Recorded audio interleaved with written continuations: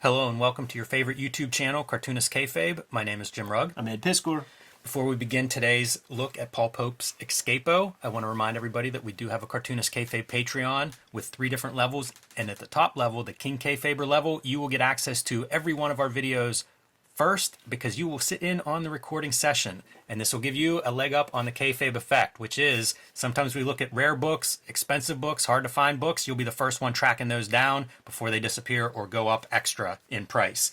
I also want to let everybody know that we are a daily YouTube channel. We have been talking comics on this channel for 5 years. We have 1,500 videos for you to go through in our archives. You can go to the Cartoonist Kayfabe YouTube channel and search. The little search box has the magnifying glass in it. Look for your favorite artists. Look for your favorite comics. We've probably already covered them or something close to them, so check it out. But today's topic of conversation, Paul Pope's Escapo. And this is a fascinating piece because it's been published in many different forms over the years, but the very first edition was self-published by Paul Pope, and you see it here on your screen.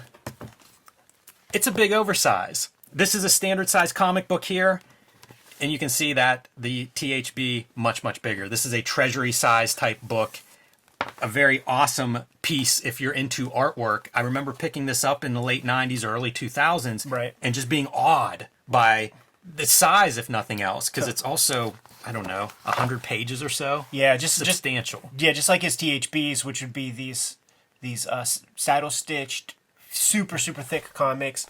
Love that he puts the dates right, so that we see how long it took him to draw these pieces. And certainly in the 90s when this shit was coming out, there were no books like this oversized in this way, and like this was not an easy book to find if a store even had it in stock, because you would have to go to the weird oddity sized pieces. And at Phantom of the Attic 2 stores ago, where that section was right underneath a water pipe. So the pipe bursts, gets pretty cold here in the state, here in the burg, and the water kind of secreted all over this one that I bought as a kid. Because I was able to get it for $1 at that point. But, all this like water damage doesn't bug me. Freaking coveted this comic. I found Pope, and I was getting them from Phantom of the Attic as well. And it was, one, very lucky that they would have this stuff, because I don't see it elsewhere, and especially now. But I had never seen anything like it. He was inking with a brush when nobody was, but he was also self-publishing in these formats that nobody was really using, and I loved it. It feels good in your hand. It's almost like this giant magazine. People that remember magazines from the 90s, kind of has that heft to it. Yeah. And it just felt different. It felt, we say a couple of these artists, it's almost like the artwork is cool. And this had that quality. This did not feel like an issue of Spider-Man. It felt like, oh, this is something out of art school. This is something, an expensive magazine. It felt different. There's several kinds of cool. When I talk about like the pathologically cool cartoonist, there is the Jamie Hewlett kind, where it's this kind of bombast and other it's hyperbole. Mm-hmm. This is like elegant cool. This is like sophisticated cool. And the brush that he employs, that I think really inspired the very next generation, it was this courage to be thick with it, to like allow these very bold lines and very clear like brush strokes, let them get seen.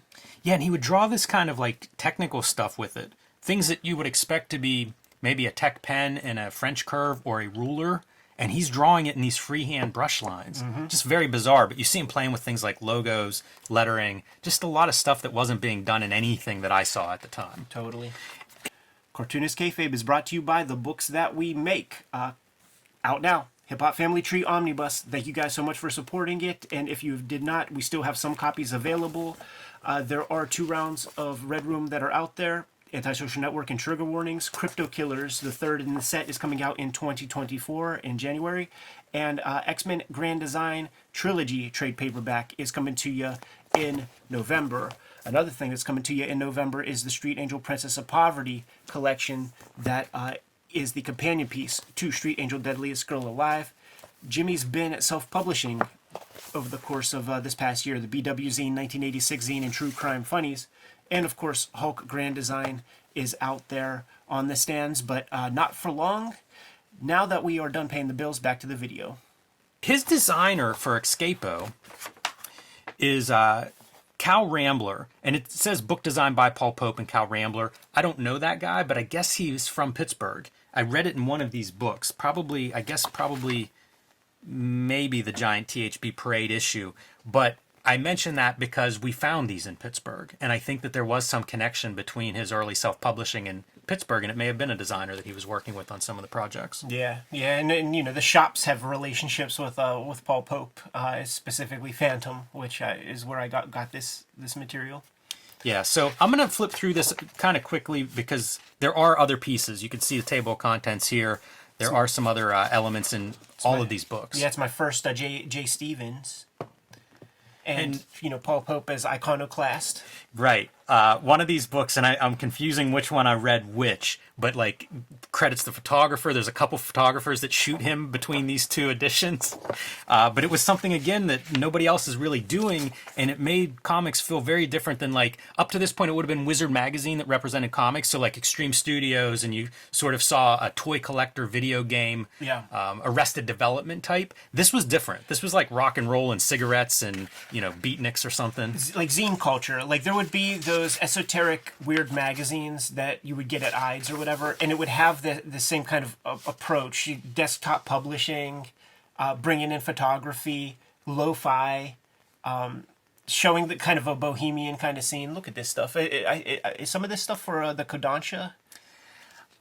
You got me. You know, like he would always load up with this stuff, and I don't know where it was from. You know, it was kind of, there was a mysterious element because I didn't know. It felt like you were getting pieces of things and pieces of a bigger story, and it looked cool, but what it was exactly, like, I didn't know. And not knowing, not being able to say exactly what it was kind of part of the, part of the interest for me. But he would always have, like, these text pages, too, which I would eat up. Like, I would get these books in frequently, not just Pope's, but any comic. And so if you had stuff like this, I was basically reading every page of the book whenever I would get a book. I'm just reading that one piece. It is for Super Trouble, Kodansha, transcribed by Jeff Mason. Yeah, letters pages. It just had a different look than comics of that time. This stuff blew my mind because it was like, I was thinking of like Big Baby meets Carol Swain. Yeah, Carol Swain. I see a lot of that in here. And, you know, people watching at home, they probably may know Jay Stevens' work. It looks very different than Jay Stevens. It does. So when they're the tandem, it's they're showing up in a different way. Just like when Jay Stevens would fuck with would he do stuff with Allred? Yeah, I think so. Yeah, like that version of Jay Stevens is different than, you know, his own specific works. And again, dating it, like you mentioned on the cover, there are dates, and then you get specific dates here from March 17th, 96 to August 2nd, 96. So not a long time to do this. And this work, as much as I liked his brush work, at this size, it's like another level. Absolutely. You know, it reminds me of like a Kirby Treasury Edition, you know, get 2001 and just get lost in these pages that fill your vision when you're looking close. And there were qualities of that here. Yeah, it definitely was an illuminating piece to see just exactly how bold these brushstrokes are. To see that he just has the balls to just like lay it in, man. There's no Ames guide to that. Revolutionary, right? Like, totally. Like now we see so much variety and everything that it's harder to pop. But back then, nobody was doing this kind of like freehand lettering with a brush. And then they all did. You know, like there's that whole school of like the SVA kids who adopted this flavor of artwork. And reading Escapo together, like both episodes, the storytelling of like what it is very important to me, because you had your indie comics. This really bridges a gap. You have your mainstream comics, your Marvel DCs. You have your indie comics, which at the time would be your 8 Balls and your Hates and stuff like that. And neither of the two shall meet at this point. This is before Joey Cavalieri or Axel Alonso or any of those, or Mark Chiarello, were like bringing that independent talent to the mainstream. So this bridges the gap because you have a hyperbolic costume figure that we could call the superhero of the story. He's got a mask, like almost be a Mr. Miracle story. Totally. But it's more a character piece because it's not like there's big payoffs it actually doesn't go anywhere. You know, you're studying this character and you're sort of inside of his head. The superhero fight scene is just him getting out of the contraptions. It's a Peter Parker story where like he's disrespected by his alumni and all of that. But this was a revolutionary type of comic for me to read at this exact point in time because it had the independent point of view, but it had some hyperbole, and we'll get there, of the superhero. Even stuff like having these clowns and like the rest of the circus troupe, it's almost a superhero team, even though they're not doing superhero exploits like you said. But visually, they do have that pop of like, oh yeah, I mean, he even has a scar on his face and stuff. Sign him up for X-Force. Great lettering. Yeah, the lettering, I forget the guy's name who letters this, but I think he's from Columbus, did a book for Image that was in a very Kirby-esque style. Yeah, the name slips, but it's just on this. It's like the word balloon lettering, the tight lettering. Yeah, just like the best of manga, the sound effects and all of that. It's a part of the artwork, so Pope has to be on the hook for that. Talking to him this weekend, telling him that we're going to do Escapo.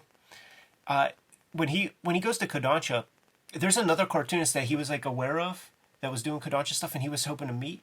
He sent me a couple pages of that guy's work, and you would think that it's Paul Pope doing manga. They were kept separate. They had the same influences of like Hugo Pratt and Matodi and like that crew, and they arrived at the same place on two separate hemispheres. That's wild. And Pope wanted to meet the guy because I think maybe that dude influenced some of his panel stuff. But I linger here because it's wordless. Yeah, it's kind of neat. That's fascinating. Yeah, Pope was part of, I guess, Kodansha hired a few Westerners to do some manga or to try manga or whatever. I think Mazzucchelli was one of them. There was a handful of people. Yeah. And as far as I know, none of it ended up being published by them. But like Pope would float out a few pages here and there, so you would see bits of it. Yeah. I was talking with the lawyer this past week also, and he said that two other guys, it was Chaikin and Kyle Baker, and Harris is broker in the deal and shit. And Kodansha wanted to put Howard Chaikin and Kyle Baker through manga training school, like to school them on the ways to do that. And it's like Kyle Baker was like, "I'm making my comics the way I want them, and then I'm gonna flip it. I'm gonna invert it, and that's what you'll get." So they were pretty stiff. Wonder what all happened to those comics. Like, if all those guys did a bunch of pages and they were never published, at some point those rights probably revert back. Wouldn't that be a fascinating book to see, like, what a bunch of these dudes, master cartoonists, all of them, what do they do to try to do manga? Super Trouble is mythic. Yes. Because we know it exists, we know it's there, and we never got to see it. Yeah. You just see the little drips and drabs here and there. I would get enthralled with this kind of stuff where, like, if you look at his stares, it's just these loose lines. He does it a lot where it's like if you look very closely at the marks, they're just brush strokes. They're not the detail of whatever the thing is describing. But then you look at it here and it's like, yeah, that's a trailer, that's steps. I'm going to say it, man. I'll say it right now, dude. Like, and listen, you got books to pimp. Street Angel, Princess of Poverty. When you look at issue 1, or maybe even issue 2 of Street Angel, is issue 2 Cosmic? Mm-hmm. Those cityscapes have these big, bold brush lines and shit. Absolutely. Like, I would even look at the ground and try to figure out, like, what is this? Because it looks good to me, but it doesn't make sense to me to draw that. Just marks that would indicate, bumps and rock and texture and stuff like that. I was definitely hooked on this stuff. Where there wasn't anything like it at that time, so I was one of those dudes that jumped on it and was like, yeah, man, I'm using a brush. I'm gonna try to bring in some of these marks. Story here is that the escape artist likes the trapeze artist, right? And as you said, like the other carnival guys are sort of hard on the escape artist. His face is scarred up. He's kind of he's not. Come on, what girl would love you? And you get the sense of intense jealousy just from what Escapo is able to do. Like, he's got to be the main attraction, and he's got to steal all the heat from everybody, and they're salty about it. Yes. It's a difference between, like, I don't know, a good rock musician, and then you have, like, Kiss, and they have to fucking, at age 80, still put on makeup and stuff like that. You're kind of salty. He also, Pope, does this thing where like he makes figures wide, like they'll fit spaces on a page or in a panel that doesn't make sense to me until I see him do it, and then I go, oh yeah, it looks cool. But it's weird like he exaggerates a lot, but it usually works pretty well. Hey, this guy looks familiar.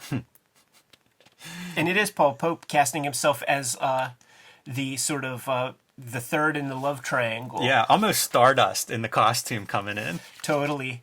And I think that's like a funny approach, man, because it's like first in the 90s, handsome dude like Paul Pope could be a model, Yes. and it's very odd for a cartoonist to be like a Calvin Klein looking motherfucker. Opposite personality of a Chris Ware, by the way. Like once you start reading the Paul Pope interviews, it's like totally different.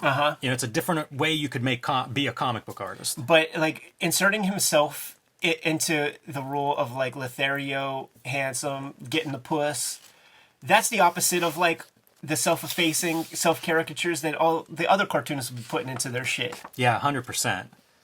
Look at that contraption. Reminds me of filmmakers, though, that'll do a cameo. They may not put themselves in as like the romantic lead or love interest or whatever, but it's still almost like you put yourself on the page, because why not? Yeah. Like these other artists have done it. Doesn't that feel just so perfectly balanced and solid and rooted on the picture plane?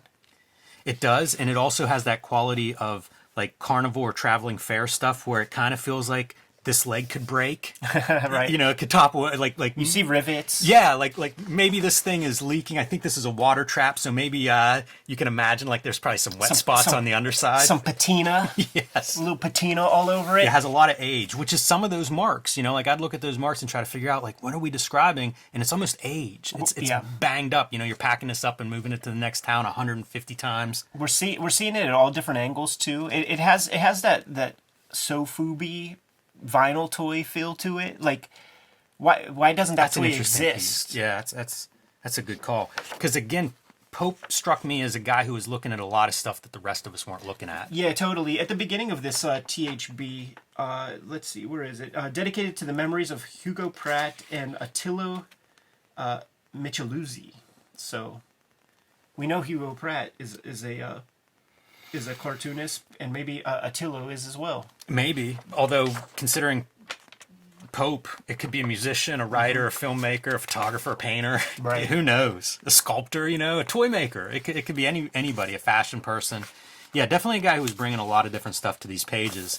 And over the years, it becomes less alien. But at this stage, it was like no comic book looked anything like this. And I love the stuff of Escapo in water, being weighed down, but like weightless. Very superhero, like you mentioned. Yeah, this is the climactic scene, and that water is like that's like gray water. That's been stagnant for a little while. Looking. You see the blotches and stuff. And the deal was he's waiting for the girl to come out, and she was supposed to wear something to signal like if she was into him or whatever. And he's despondent at first, and then she's not worth it, and frees himself. Yeah, he's going to allow himself to die. And then she's almost sad that, well, the cool thing is it's ambiguous, right? It could be like a relief that he made it, but with a furrowed brow, it could be like, fuck, my life would have been so much simpler. Yeah, so you read this whenever you're late teens, early 20s, and not in some long-term happy relationship. You're not living happily ever after at the time. This makes a lot of sense. Yeah. Also, he doesn't dip into sentimentality with her. We're Right. not going to get some kind of sappy bullshit. Like, it works pretty well as a story, and that's the end of this first version. Right. So I wanted to give that as a setup, because we're going to look at the rest of what he adds, but a THB backup story. And you see some Kirby. When he started talking about Kirby being an influence, it was weird to me. But in hindsight, like, you see it. Yeah, you see it in the aesthetics and stuff like that. But like, it's funny to call it a backup feature because it's at least an issue length. Oh, yeah. And look at that, man. Fantastic. 2-page spread of a punch in a non-Kirby way. I just love this stuff. And again, the scale had a lot to do with it. It definitely didn't hurt. I was talking to him this past week. He said that, he got all the pages back, and, he just had them, in storage or whatever, scanning them with the wishes and the hopes of like an artist edition type joint. And he's like, I just don't think that people will publish because the art is very big. And I'm like, Is it bigger than the Twice Up Kirby's? Right. It's got to be 18 by 24. Right? Yeah, I think like those Silver Age. Yeah, so like or Golden Age. Publishers, let's get on that. And we will promote it heavily. Like let's get together the Escapo Artist Edition, and we will do everything we can to help you sell it. So Pope self-publishes this. Squarebound. This is a book. It's for the book trade. Makes you wonder like what he would do with stuff like this now. Like this would be monster. If this is a book, like you could sell it through bookstores. When we were chatting, and he's got some plans with stuff, and the works that sort of put him on the map have been out of print for 15 years at least. So 3 generations of cartoonists have grown up in comics, not having easy access to this. Hard to find. I think that these books come back, like a THB reprint comes in, which might be happening. I think he will influence a whole new generation. Yeah. I really do. Especially in this modern day Procreate Cintiq tablet universe where everything is so pristine. I think this sets itself apart so much from the typical modern day aesthetic that it's going to be jarring to kids, and it's going to be incredibly influential all over again. Yeah, I think you're right. Look at the how much he's putting down there for his pencils, and then how much he's actually drawing in the ink. Yeah, it's really I hate to say basic, but I mean it's the simple stuff, right? Get some form, and then you can go with it. Another piece that was important for me to see, and I'd never seen this. I'd never seen this book. Like I seen it, as a wall book. I got sucked in because I loved the cover when this came out, and it was that's beautiful. I was so broke. I was such a broke kid. But I like that he was not bound by perspective and T-squares and all of that. I loved it. It felt so much more human. I was looking at the color here. If you look at like the red and yellow for the flame, you can see it's almost like his ink strokes, like the red paint parts. What does that even mean? Because this is flat color. I was thinking these were like those color things that like Clowes would sometimes cut for a cover or something. But then down here, you're almost painting on here. I lingered here because I wanted to say like dates again are shown. So 3/17/96, whenever the original date in the Giant THB parade, 10/27/98. So we're gonna get like half of double the length of the story is what he creates new for this. And I was hadn't looked at this in 15 years. Whenever I pulled it off the rack or off the shelf, and I was looking and I was like, oh yeah, like the straight yellow page, 100% magenta printing is a one color print job. I think this stuff was big on Aphrodisiac for me. That's cool. That's cool. This entire aesthetic really, really is indicative of that desktop publishing, weird magazines of the 90s. I have stacks of these odd-shaped mags that, and it would have the layouts in this way. When people got control and they could lay things out as they wished, this is a whole 90s aesthetic. Yeah, 100% through and through. The lines, like all these things that you could easily do now as opposed to like trying to spec that out for the person who's going to typeset it. It just opened up like, oh, let's play around with this. Yeah. And I would be so attracted to this because like you didn't see it before the 90s. This is totally like this kind of, put a 4-point line around there. Just all this stuff just shows up almost overnight. Like this kind of drawing, just these weird, make it look cool, add something in there. And again, Get some photos. Get those rock star photographers out there. Paul Pope, the escape artist of postmodernism. There it is, dude. Kayfabe himself, dude. This is an aftermag. Lest we forget, this is an aftermag, and it is. You get to be the hero of your story. You could sell yourself how you wish. Welcome to your favorite YouTube channel. You did. Exactly. I pulled so much from this dude. Like the issues of Hip Hop Family Tree up in the corner box. It's Eddie P standing there with a shirt that says enemy. Now we're coloring an old story as part of your reprint here. And again, even a graphic novel, we're going to get like these other bits of story around it. That's the thing. This is not the first, perfect bound book he put together. He cut his teeth with like Stan Tutulo and that Ballad of Dr. Richardson. Like he's done big books before. Yeah, this is and here they are all listed. There it is. So right again, pretty smart. Yeah, absolutely. And when you get the color pieces, let you know that homeboy got a couple of dollars to invest. Yeah. All right, so you guys, we just went through the first version of Escapo. We're not going to see that for several pages. The new part of Escapo is like chapter 1 and 2. You know, like it's all precedes what we just saw. And how about this for a pretty bold opening? Because this is one of the most controversial images from 80s comics. Totally, man. Pass me mine real quick. Yeah, you know what? Keep up in the color section, Ed, because I do want to bounce back and forth between the colors and the black and whites. I feel like that page should be seen in color. Let me get to that real quick. Lest we forget what you're actually looking at there, man. Look at the red teeth or the gums. gums. And he describes it as his first escape. Yeah. But yeah, dude, like it's a image of childbirth, and the controversy of the image of childbirth, like with Miracle Man comics, and then they there might have been a couple of others. I think Grendel did it later, but you know, like that was a controversial piece, and you know, build it in. Yeah, absolutely.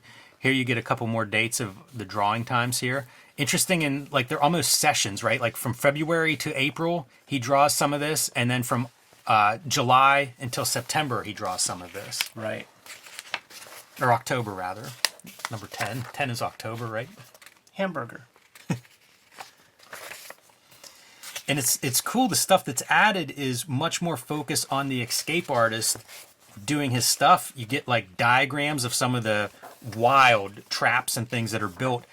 And I have to keep going back to Mr. Miracle because I feel like that was something that we would see in Mr. Miracle is like the building of the elaborate escape traps. Right. And his lettering, once again, like this kind of lettering stood out to me because I didn't see it anywhere else. It's almost something that I would see in manga later. Like the little notes, the little doodles, the little bits of extra, you know, that might be in a margin or in a corner of a panel or something. Right. But being able to just like, I'm just letter here, you know, it's almost maybe the equivalent of, I don't know, like a caption in the old days, but looks a lot cooler than a typical caption to me. Man, I like that cage. I've been drawing still cages. Right. I wish I would have looked at this before I finished drawing them this week. All these just blades and you know, basically grinding up. Reminds me of the videos where you see people dump like a refrigerator into that thing and it's just chewed up. I love that thing with the little teeth on it. Mm-hmm.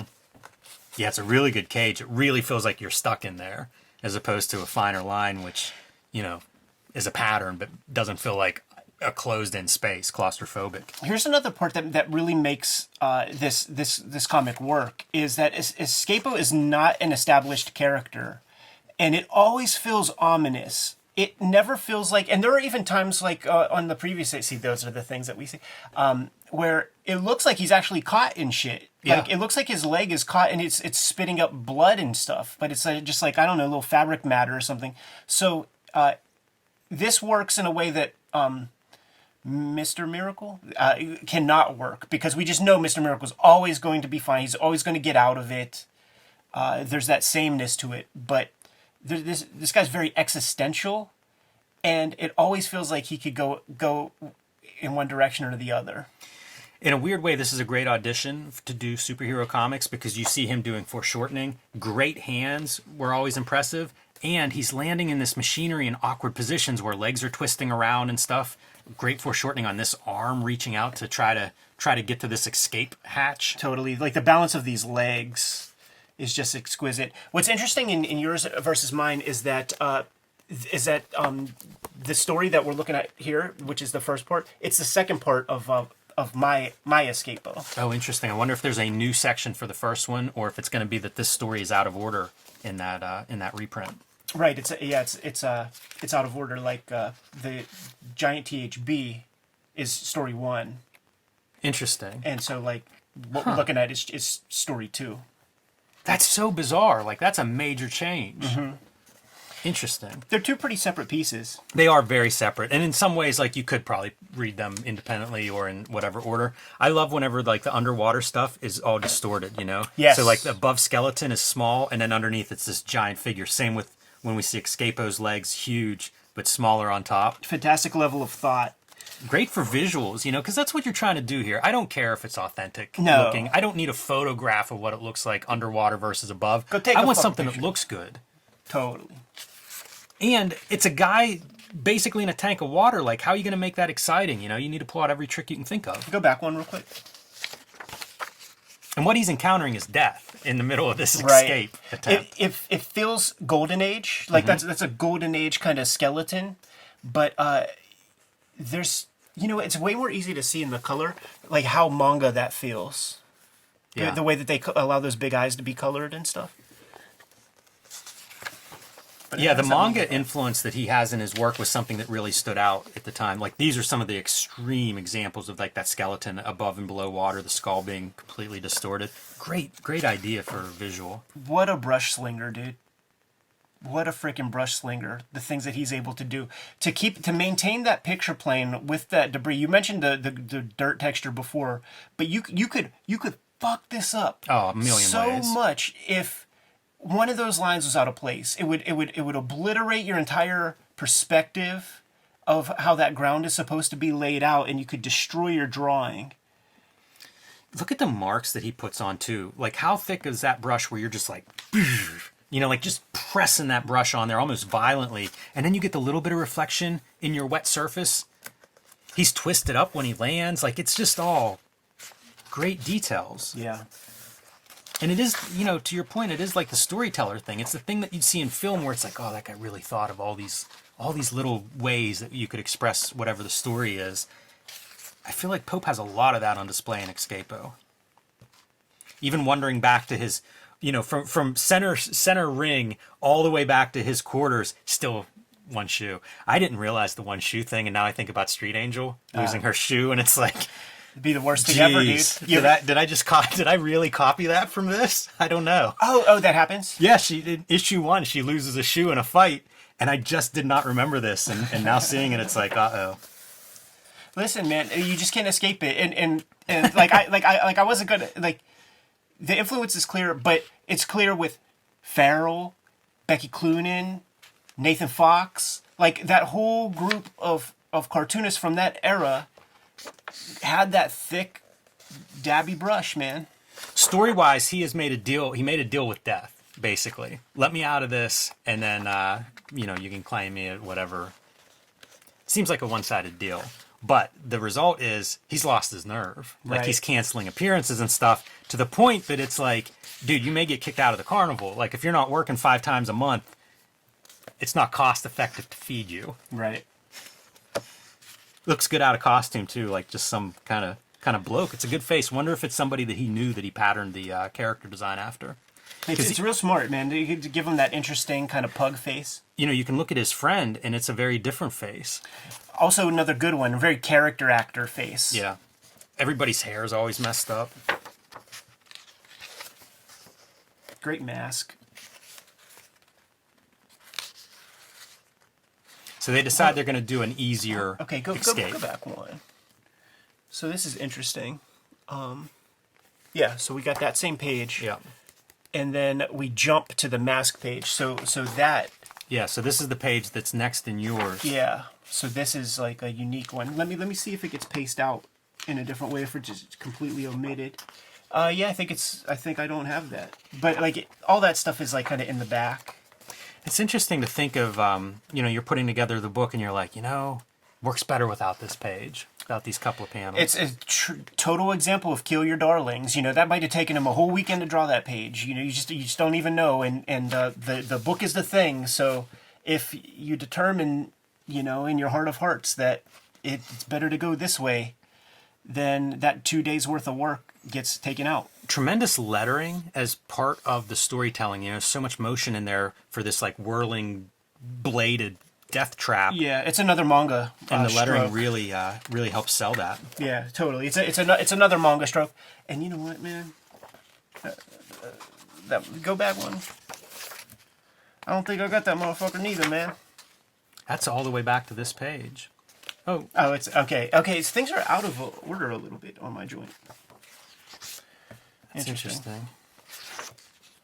Kind of like it, you know, if you're going to do new editions, like, fix whatever it is, you know, Yeah. try to do the best version of it that you think you can do. Yeah, just real quick, go back one more. I promise I'm not trying to be annoying. Okay, Okay, cool. Like I thought that there was maybe a different panel that was inserted, but no. It's funny too, like I'm looking at your book off screen and I'm looking at this book and Pope's spinning us around as he's going through these death traps. So now he's upside down and I'm like, wait, is my book upside down? What? Hold on a second. It's so weird.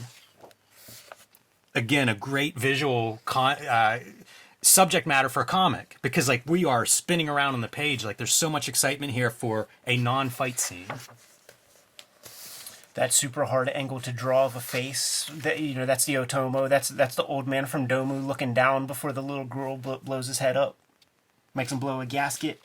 This is the death coin from the deal that he made, and he's like, "Not gonna die today." Flips the coin away. Frees himself from the trap. Really great. This is a real interesting set of marks. Like I don't quite understand. Is that motion? I think it's supposed to be motion. Yeah. He's moving around so much along the way. I do love these textures. It's a good chance to show off his line work. That feels like netting. You feel the tension of his feet standing on that netting. It feels like there's not much integrity to that netting. Like that feels dangerous. Like it could just start to snap apart at any point. And now we see our trapeze artist, which is like the very beginning of the first telling of this story. Yeah, how about that weird computer lettering stuff? Typeset. Yeah, like the only place that's happened So far. Yeah, that's a fill-in page. I mean, by that I mean it's a new page that's added here. Uh-huh. Because here we go with the stuff that was actually in the giant THB parade that we looked at first. That's your exact opening page for the story there. Right. The screen tones are something that are only on a couple of those pages. Right. And now we're back to the story that was in Giant THB Parade. Yes. And I don't think there's any major changes to this version, at least not that I remember. So let's jump to the Z2 real fast, man. Here that is, and then we could just kind of breeze through the bonus materials here that kind of make this volume worth your while. Some interesting stuff too. If you're going to again do another edition, this kind of like texture-y, ripped up old poster look. I don't hate it. It's I a think vibe, it's kind of neat, as the kids say. Look at how cool this is, man. Wow. So this is the entire piece of Zipatone that he puts down just so that he could have, rips off like all the dots except a couple very sporadic ones. That's unbelievable. And then what does that do? It creates like the texture that happens when you have like a high contrast or like a Xerox of a Xerox. So he's like almost approximating the noise that would be on a Xerox, but using it with actual dots. Like that's the zine parts that he's bringing to THB. Yeah, that his use of texture and like finding texture in these different ways, it stood out a lot to me at this time because this was a time of like digital color that was perfect. Yeah. And I found off-putting. It was too smooth. It was like plastic. That's great, man. Seeing like the layouts. Yeah, so cool. Even the marker study is pretty cool. Like to think this is kind of your rough start that ends up here. Makes you want to go through his sketchbooks. It really does. Yes, it does. Look at this. This is important for enterprising creators to see. Like maybe you don't always go with your first instinct. You do a couple of takes and see what works best for you. I think you might have went with this piece. Boy, almost Kurtzman in its simplicity. It's just like, get the form down. Just looking at the composition. It's all there. Marker, maybe. I think that's a marker drawing. Yeah, it looks like it, right? With a little flare. I think he was messing with all that stuff, all the Toth stuff, the like flare this pens too. and things. Let's put a little color on it, see which color I like. And then some pinups as your bonus material. Straight from Planetary. Sam Heady, a guy that clearly was influenced by Pope. Yeah, he's totally part of that thick brush school. Shea Plummer, is that the colorist on this edition? I think so. James Owen, this is Star Child? Yeah. Which they would have been self-publishing at the same time. Yeah, in the 90s. That's interesting. Probably an old friend or something, an old acquaintance. One of those things in the trenches, in the foxhole, and playing the self-publishing game. Chris Hunt, David Rubin, Dean Haspiel. That's pretty fun. Yeah. Kind of a poster version. Costas Ceramidas. Boy, I'm sure I butchered that. Don't recognize that name. That's more a THB piece, I feel like. Yoko Shimizu. And then some notes. Love this. Yeah, and talking Draw about the your brushes tools. and stuff. I was using synthetic brushes for a while and then graduated to the Windsor. And then talks about the artwork, how like some of the color kind of like lost its integrity over time and the reasons for the recolor. Like these kinds of marks, I think he brings that to comics. Yeah. I'm not sure who else was doing that. Yeah, you might find some in like an art world, like drawing, painting kind of thing. It could be an evolution of the Sienkiewicz stuff, but I mean, this dude, Yeah. he's pulling from a lot.